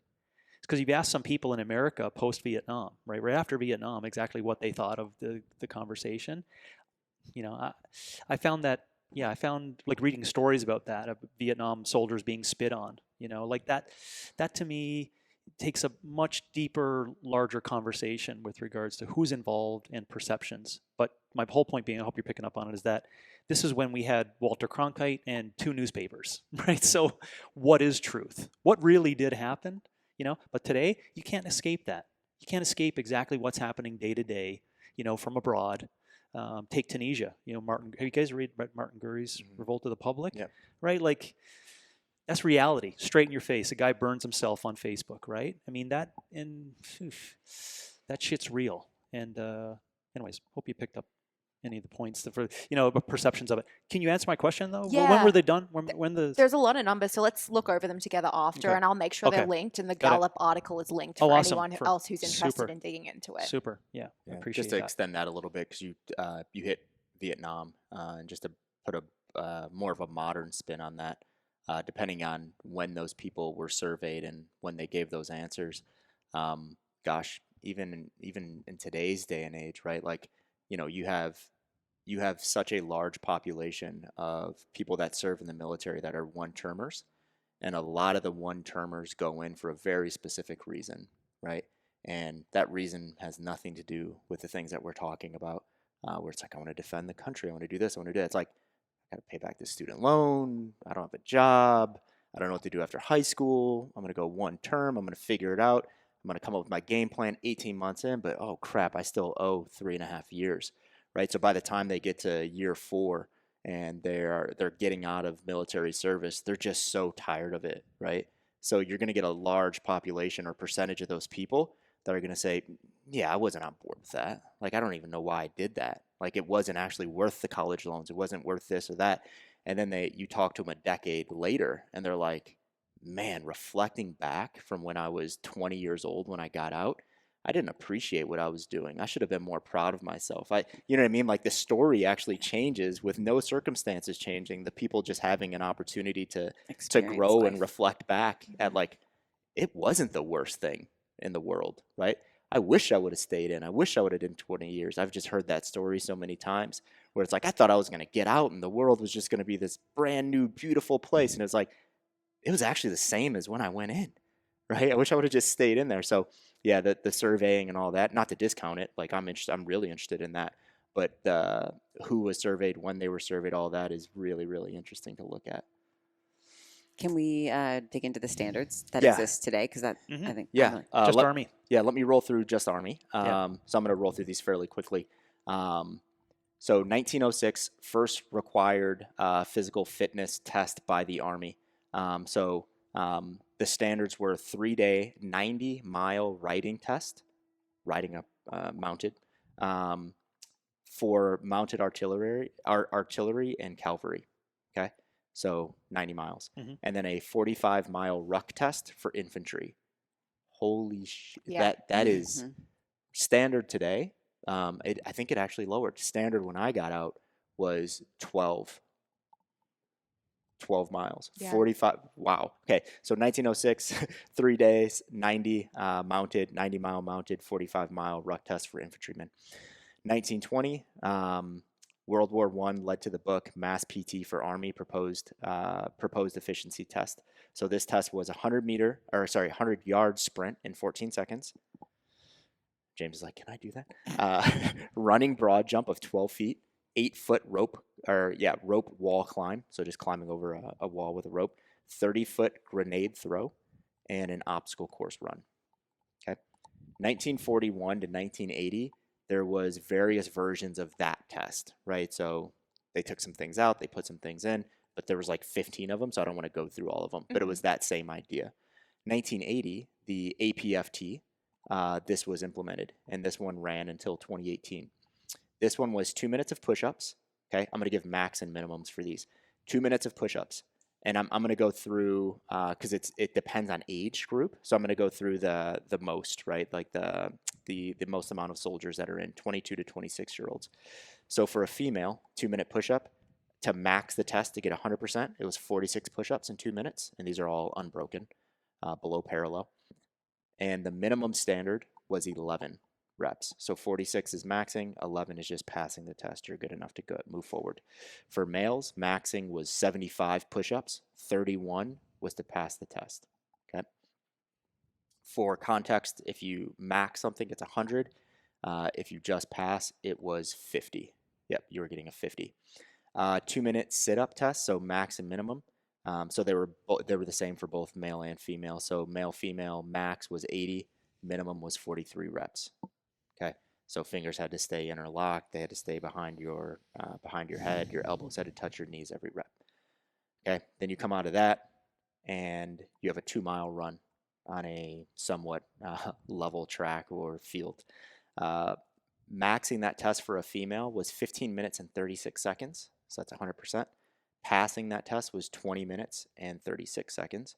For a male, maxing it was 13 minutes, and for a female, and passing it, was 17 minutes and 30 seconds. Okay, so let's just veer our eyes to the just passes, right? And those were just the standards to be in it. If you didn't pass it, you go to a remedial program. If you didn't pass a remedial program, you were supposed to be kicked out. That didn't happen all the time, but those were just like minimums. So when someone was going into the Army from 1980 until 2018, to get in, you had to pass those tests. But when we say those were the standards, from a recruiter standpoint, they had leeway. So it was usually about 10, 15% leeway, where they would say, do I think this soldier will pass by the time they take their first PT test? Okay, so someone comes in, female ran a 22-minute instead of 20:36. The recruiter had the ability to say, I think she will pass by the time she takes her first PT test. He can sign off, waiver, get her in. So when I say these low standards, the low end of these standards, not everyone actually met those. Most people didn't meet those, and they still got in because the recruiter, they need to meet their quotas, right? So that changed in 2018. That changed to the Army Combat Fitness Test. Okay, so this one's quite lengthy. Let's be reduced on it. Okay, we had a 3-rep max deadlift. This was done with a 60-pound trap bar. This is done with a 60-pound trap bar. Max and mins, female maxing is 230, minimum standards is 120, male maxing is 340. These are all pounds. Passing is 140. Some weirdness and discrepancies of only 20-pound difference in male and female to pass the thing. We won't go into that. Standing power throw, so we would just call this a reverse med ball toss. This is done with 10 pounds. Female maxing is 8.5 meters, passing is 4. Male, 13 meters is maxing, 6.3 meters is passing. Then we have 2-minute hand release push-up. Maxing for a female in 2 minutes was 50. Passing is 10. Male is 10 to pass. Weird, same standard there. That's we'll talk about that later. And maxing is 61 in 2 minutes for a male. Then we have a sprint drag carry. So this is a 25-meter sprint there and back. And then we have 90-pound sled pull there and back. Then we have a lateral shuffle there and back, 40-pound suitcase kettlebell carry there and back, and then you finish with a 25-meter sprint. Maxing that for a female, 1 minute 55 seconds. Maxing for a male, 1 minute and 30 seconds. Passing for a female, 3:15. Passing for a male, 2:31. Then we have a plank, as many seconds as possible on your elbows. Okay, so maxing for a female and male, same standards, 3:35 to max, 1:25 to pass. 2-mile run, so we still have that one in. Standards were lowered.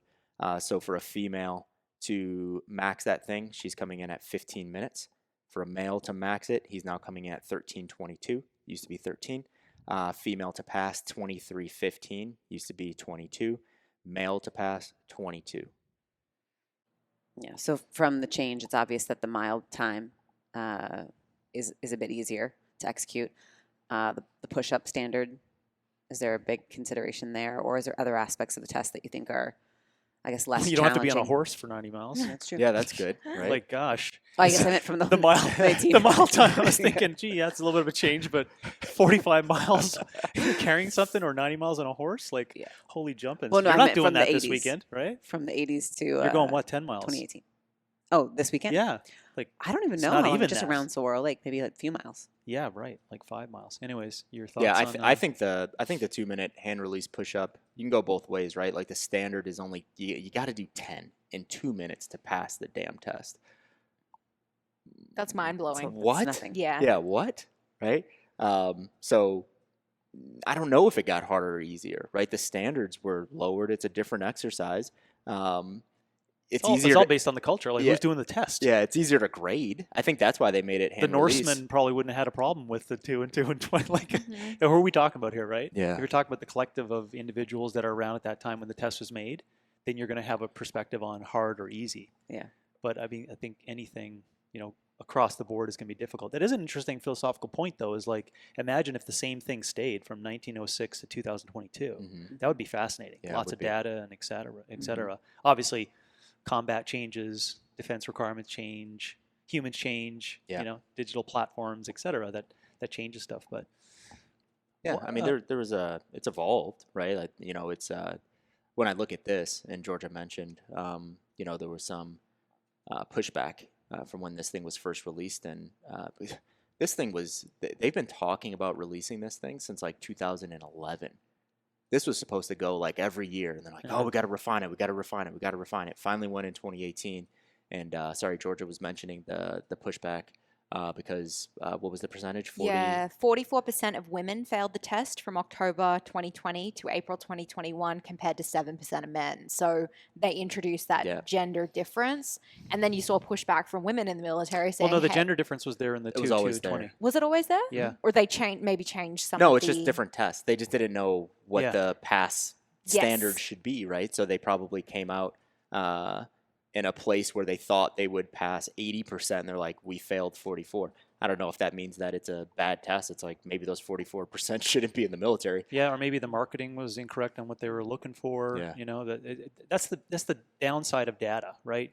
Read the Book of Why on that one, on causality and et cetera. That's the downside of data. Is the great side is that you get to see some of these truths apparent as to what's inside. The downside is you get to realize some of these truths, right? Why male-female differences in the testing? Where did that come from? Yeah, when we look at something like in 1906, was that did they have male horse riding? No, well, there wasn't think women about, in the military. Yeah, there wasn't women, right? But, okay, so what happened? Yeah, just think about. Why did they? Yeah, think about 1980 and the exercise that they put in, specifically the push-up, right? So the push-up standards for a male and a female are different, right? They should be different, in my opinion. For war? No, if we're saying like we have for this combat? test. No, just we have this test. You know where I'm going. I know. We have this test for entry. That's not the concern. Yeah, I no, think when you're in times of physical discomfort and someone needs to save you or you need to do shit. Well, that question is a physical test even a good predictor of someone being successful in a military environment, right? Or in a war environment. That is a good but separate conversation. Yes. I agree with you. I went deep on a hole with the group that came up with this or the concept of the ACFT for months prior to that, looking at reams of data. Anyways, it is a great conversation in regards to testing. But anyways. Yeah, I think you do have to have physical standards. Agreed. We agree. We agree. I just wonder where the male-female differences came from. Yeah. Like, why didn't they just have, soldier, this is a soldier, and this is what you need to be physically capable of, right? And it's just, that's it. Yeah. Right, that's it. Why create differences? Yeah, I think there's a lot inside of it, but when you look at what women weren't able to participate in 1960 versus what they're able to participate in today, right? A woman can be in the infantry today, right? A woman couldn't be in the infantry in the 1960s, 70s, 90s. So now are we saying there should be specific standards for infantry versus another portion of the U.S. Army? Let's actually get into that. Let's talk about what we think standards should be. You get my point, though, right? It's like if you're now starting to go into different aspects of the Army, you're moving away from what the soldier physical standards requirements should be. Well, there are MOS-specific requirements. There are not. And I think diversification.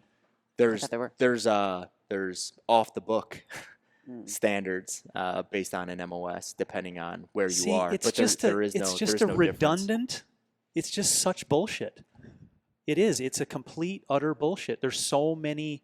And I apologize, I'm only starting to see this now. It's just bureaucracy and bullshit that people walk away from. They're scared shitless to say, get inspired by having this standard. Like, everyone can get on board with it. There could be arguable things. Oh, well, a lot of people won't get there. Well, what do you do about it? You don't change the fucking standards.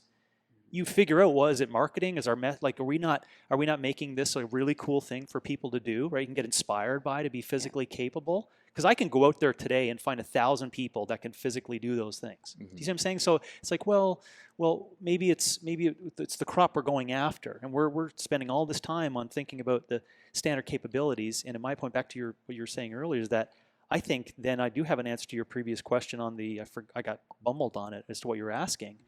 But a whole lot of people that are not at high physical standards, that's a shit show. That's a shit show. You're bleeding out to the world that we are weak pieces of shit.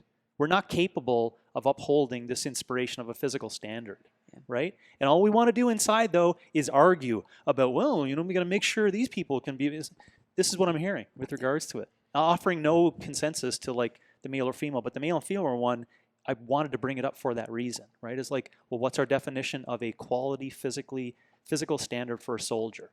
And if we all can't agree upon that, that's great.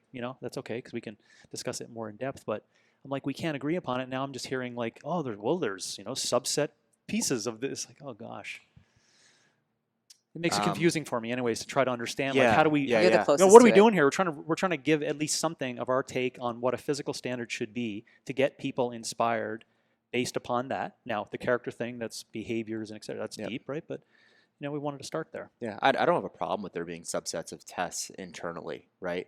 If the one test that really matters for you to continue to serve is the exact same for everyone, and that's the way that it's always been. It sounds to me it sounds to me it wasn't like that. It sounds to me like you failed the test, and they're like, we're going to make this exclusion opportunity for you to get to be able to. Oh no, sorry. I'm saying the idea of having one test that everyone needs to pass, adhere to, and all. I agree. The idea is great, but if no one's holding standards to that, i.e., you can't pick that weight up, then later, like out. Yeah.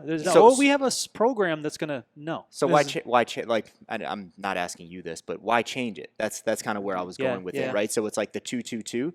Is that perfect? Is that something where it's like, do push-ups, is that functional for military service? Are sit-ups functional for military service? Is running 2 miles functional? It's like, who actually cares, right? They're physical standards, right? It's something that you can get behind. If you're not passing them, figure out what the hell you need to do to pass those things, be inspired by that, and move forward. And if you're the population that looks at that and you're like, I could do that in my sleep. Awesome. Continue doing that in your sleep and still improve yourself physically, right? Because there's a large set of the military population that they did look at the 2-2-2, and I was one of them. Where I was like, I looked at the 2-2-2, but I was always like, you were inside that data. But I'm always like, okay, how can I 100 on that, right? Like I had like anxiety every day. I did those things every quarter where we had to do that test. I couldn't sleep, and this was like 5 years in, and I'm still like, I got it. Like, what if I fall on the 2 mile? I can't start that thing over. What if I get a 90? Abs cramp. Yeah. What if I get a 90 instead of 100? Right? Like that was anxiety ridden for me. Right. So, I did look at it like, I can pass in my sleep. But in my head, I was always like, I need to have the highest score in the entire brigade. Right. That was always my goal. And it's not like I was doing push-ups, sit-ups, and running 2 miles every day, but it was in the back of my head, right? Yeah. No matter what I was doing for physical training, I'm like, I can't not get worse, or I can't get worse at those three things because that's what I'm being judged on. Yeah. Right? So there was a population that did rally and get behind that. They didn't live for it, but they thought about it, right? So that idea.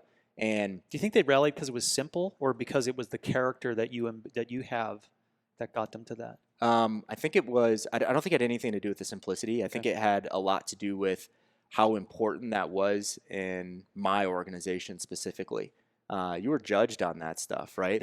So that's my point, is that I think it's like the bodybuilding one, right? That's why I loved it too, is that you can't F around. Yeah.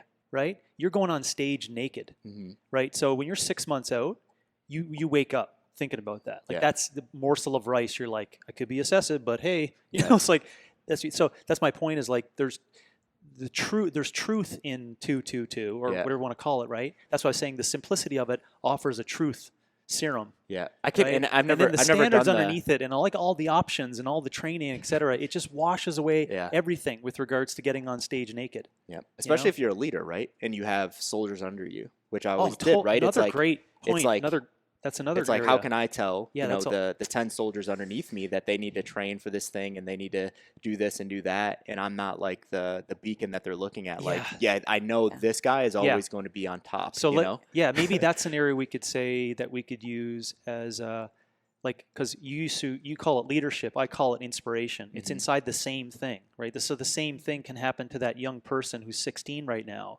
but there's got to be a spark of something that's going to make them want to be their physically best capable self. Yeah.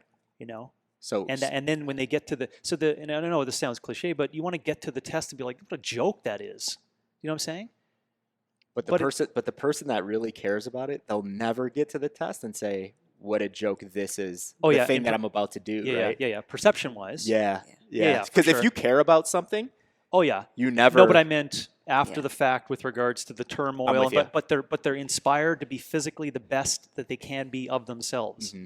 Now where they lay out, we just have absolute standards. Yeah. It's just the way it is. This is the fucking army. This is not like high school, right? Getting into math class. It's not what we're talking about, which is a whole separate complication of where we put all of our efforts into intelligence and cognitive function for math, but when it comes to physicality, useless. Over in the physical fitness standards for this, I think it's kind of important. Yeah. So when I look at the 2018 ACFT, I was never a part of it, right? Like I never actually did it. But when I look at it, I'm like, this is stupid, right? Because it's, to use your terms of like simplicity, it was very easy to say, I got 101 push-ups, 120 sit-ups, and I ran a 12-minute 2-mile. You know, like that was like your thing, right? I can't imagine saying, well, I did a standing power throw, reverse med ball toss at 16.5 meters, and then I did. You know what I'm saying? Yeah. Like, Yeah. there's like none the of it. intentions None were of it probably mean- good, None but of it means anything. The intentions were probably good, but the argument on the back end is gonna fall. So maybe in 30 years, again, someone will have this conversation of standards, right? Which I don't think it will. It's I mean, also a there's lot- going to be video gaming, basically. I think that your competency in drone, like who's going to be the drone champions, and who's going to be the video game champions, those are going to be your top soldiers. Yeah. It's almost like the 10-minute assault bike test. Yeah. You know what I mean? Like, what is the beauty in that? It's one thing, and you get one score. Well, you get two scores. You get a converted score. Yeah. But you get what I mean, But it's right? a true score. It's like you did 150 cals or you didn't. Yeah, it's like if we all went around and we're like, well, what's your 10-minute assault bike? And we say those numbers. It's like we can connect to that compared to where we are, where we've been, or what we inspire to go to, right? But when we list off like 15 things that none of those numbers mean anything, it's like I don't think that test is inspirational for soldiers right now. But I think this is what picking up what you wanted to discuss, which we won't today, but another time or offline, is the connection to the functionality around the testing relative to the soldier. Yeah. That's what I loved about the assault bike, is that I always say jokingly, if you wanted to be the assault bike champion, you can't show up and get 100. And you know what I'm saying? Like there's a truth based in that. Yeah. But to your point, which is a good argument, those specific tests, even diversified, I think their intentions inside was like, well, it's more soldier-ish with regards to function. You know what I'm saying? Yeah. So maybe you could offer us something that's short, but like, what would you say that are more functional tests? That are or I know how hard that is to do, but a halfway, right? Like a halfway, and it's not just Like knocking down doors and shooting dummies. like physical activity. Well, Okay. you've said You know what I this mean? before, Like, because you're like, it's what matters gun- is being able to move your body efficiently as a soldier. And Yeah, those yeah. original tests, those three are a more representation of that. Plus, like from a PT perspective, Yeah. like if you're trying to train for this new test and your like it's just it seems like it would be hard to organize a large group of people PTing those things every day. Yeah, let me answer that using really a quick. gun, Yeah. So you hiking with a pack for 5 hours. You need to do three things in a desert. Yeah, you need to do Out. three. Yeah, you need to do three things, right? You need to be, and this is where physicality comes into play. So if you're a JAG officer in a courtroom, it's like you should still be able to do these three things, but it's not as important to you, right? You need to be able to shoot, you need to move, and you need to communicate. You need to do all those things at the same time. So shooting, what does that mean? You have to have a weapon. We all, if you're in the military, you carry different weapons depending on what your job is. So whatever your weapon is, you need to be able to shoot with that weapon. You need to be able to move effectively. What does move mean? You need to be able to walk 20 miles with 35 pounds on your back and still be able to shoot and communicate, right? You need to be able to climb that 5-foot little lip to get to the other side of that ridge over there, right? You need to be able to do all those things succinctly, right? So what is a test for that? what is a test for that, right? It's like Those you know, things. yeah, that's what I was going to say, right? Like you just need to do those things. Those so are when pretty easy to so get when some standards on. when we go back to 1906 and we say 45 miles mounted, you know, and for a cavalry, right? It's like pretty simple, right? Like that's what I need to do for my job. At 90 miles, sorry. Or if it's 45 miles rucking for an infantryman, right? It's like they're not just rucking; they're rucking with weapons in their hands. They're rucking with a pack on their back. What's in that pack? A radio. So they need to be able to shoot, move, and communicate depending on the situation that they're living in, right? So 1906, how were wars fought back then? They were fought like that. You were dropped in, and it was like, good luck. We'll see you in 3 months, right? So I think it does have to be connected to what the end point is going to be. Yeah. So there's got to be a little halfway there, is what I'm saying, like some kind of concept of functionality. Yep. You know. Yeah. Because then we can get into the world of, you know, what the definition of function is, right? And I think that's where I think CrossFit tried to do a job of that. Is like, well, we're definitely more functional with regards to the physical sacrifice and the pain and sweat and arduous activity that goes on with a soldier. I mean, you couldn't look at triathletes or like bodybuilders and people on treadmill going, yeah, you know, you're like, oh yeah, thrusters, falling down, holy shit, you know. That's probably a little closer to it. So that's what I'm saying with regards to the function thing. Yeah. There's definitely something, I think, if they worked a lot harder on it, it would still involve a huge capacity with regards to physical function to get to those things that look more like a soldier's test, right? But right now, it's a fitness test that looks nothing like, to your argument, what it's going to look like with regards to your capabilities for a soldier. Yeah. And then ironically, at that point, I think then it will quash all of this even male, female, whatever thing. Honestly, I think you may see much different numbers even come out on the back end, you know, which you're going to then define, well, this is exactly what you need to do in real combat. And I think then you may not like get stupid on numbers for, you know, upper body strength test differences between males and females. It's like, yeah, to be frank, I think I think these are the tests now. So so leaders have an opportunity to go to the individuals that are above them and say, hey, I need $200,000 so I can purchase all this equipment from Sorinex and build out this big facility, right? Because before, when that question was asked, the answer was, you don't need $200,000 to run 2 miles, do 2 minutes of push-ups and 2 minutes of sit-ups, right? So it's almost like we're having money. We're having a conversation without actually really check knowing. out the Big Dogs podcast called Fitness Industrial Complex, or actually it's a knowledge series, so it's only going to be in LearnerX. Only going to be in LearnerX. Yeah. So that's where my head goes when I see all of these, because I was a part of those conversations of trying to get all this equipment. So, you know, for our remedial PT programs and for our squad and team PT sessions, it's like, we want the shiny stuff, we want the good stuff, right? And the answer was always, do you need that to pass the PT test? And it was like, well, the question back was that, and the answer had to be, well, no. Yeah. We just got to do the things. Yeah. Maybe my vitality things can lead into that of the 2 times body weight deadlift and cross land for 2 hours. Yeah. I liked your challenge when you said it's not an Army issue, it's an American issue, and then that thought around creating standards for just healthy Americans. Yeah. We'll refine that. You know, that was my radar too. I should have added because I would have made you happy. But I'm almost succinct now on the vitality model. Yeah. What put the it test together. is going to be? No, just like in symbols and images and pictures that everyone from cradle to grave can understand in a concept of behavior and exercise and nutrition. The vitality commandments. Yeah. I just named it that because I like that name. Sure. Yeah, for sure. Get to know our hosts and a sneak peek behind the scenes of the Live a Larger Life show when you follow us on Instagram at Live a Larger Life. We look forward to chatting with you there. Let's wrap it up. Let's end it there. It feels like there was a so. lot there, Yeah. but Well, I hope you're let's all just- feeling that there's just so much more. Yeah, But we know why, though. I just want to say that at this point, do we all get I just want to say? Yeah. Okay. I just want to say, I don't think the standard, like what the actual standards are. I think that there has to be the ability to get inspired by those standards to want to not only pass but blow those standards out of the water. You know what I mean? Where it's like, I want to be the best that I can possibly be at these 1, 2, 3 things. I don't think they should be 6, 7, 8 things. And I think when we start thinking about, well, what do I have to do my job, right? So if I'm a Green Beret, yeah, I can do the 222, but there's other things that I'm going to have to be able to do, right? If I'm that JAG officer, I need to get inspiration and inspired behind the 222 and being the best I can be at those things. Maybe there's nothing else on the back end, but those are the standards that I have to adhere to.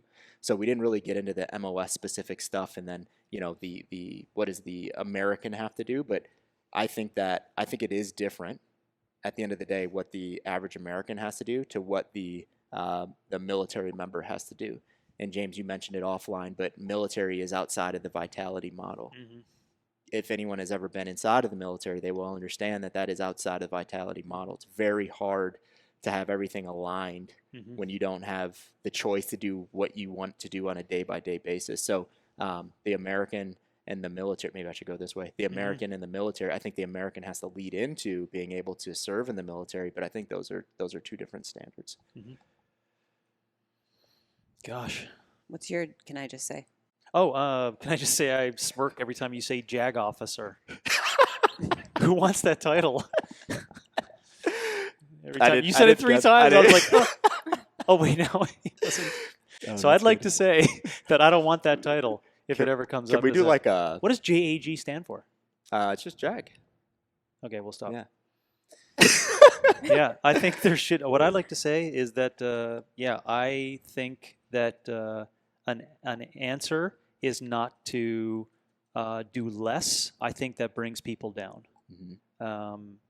And I think you're asking for a whole bunch of problems if you don't go after something that's a North Star that is higher order and that gets us all excited. I think it's not gonna work well. Yeah, I'll just add my piece. I think that being excited about physicality is part of the character question that we didn't really talk about earlier. Yes. Like, I think being excited about the physical aspect of joining the military has to be a part of that character that 17 and 18-year-old has, even if they don't know what they're going to use that physicality for yet. There was like a very brief moment in my life where I thought I might join the Army Reserve, and I remember saying to my dad, like, I love the idea of the physicality of it, like truly, like actually using that word. So reflecting on that time in my life, like, there has to be that connection to the physical, and we just don't have a population that's excited by that right now. Yeah, great finish, because that's my MO all the time, is screaming about how important we make intelligence and cognition in society today, and we've completely forgotten that your brain sits on a base support of this thing. This meat sack. Yeah. Great finish. Anything you'd like to say? I'd just like to kind of quote Luke Bryan, Country On, and say, hats off to keeping us free, because, I just have so much respect and gratitude for the soldiers. Yeah, I like that quote. I don't like country music, but I like that quote. I'll keep rocking it. I'm trying to pass you songs. Thanks, guys. Appreciate it. Cheers. Yeah, thanks, everyone. Thanks for joining us on this episode. If you're on YouTube, please like, subscribe, and join us in the comments below.